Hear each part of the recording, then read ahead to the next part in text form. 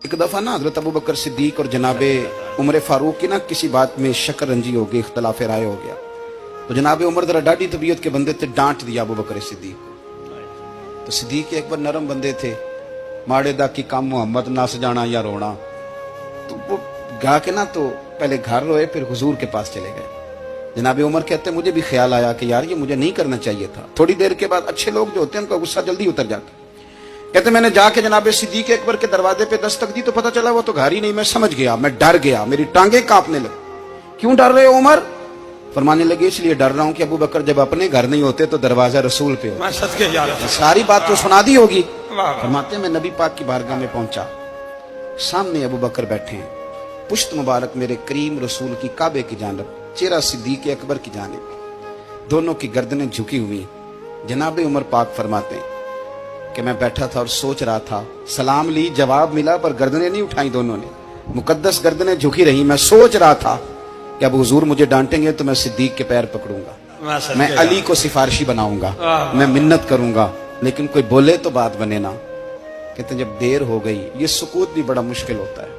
ओहो, अगर कभी वो चुप कर जाए तो ये भी बड़ा मसला है, महबूब भी चुप कर जाए। कहते मैं बड़ा परेशान हुआ, जब मेरा कलेजा मुंह को आया ना तो जनाबे उमर कहते मैं बोलने लगा तो आंसू मेरे पहले निकल गए।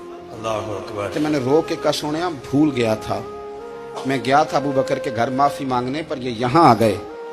ये मेरे दोस्तों इसे मेरी तकरीर ना समझना, मेरे रसूल पाक के ये असल लफ्ज आपको किताब में मिलेंगे। आप तबक़ात इब्न साद उठा के देखें। जनाबे उमर कहते हैं मैंने अर्ज की हुजूर मैंने गलती समझ ली थी, मैं गया था अबू बकर के घर, हुजूर मैं भूल गया था।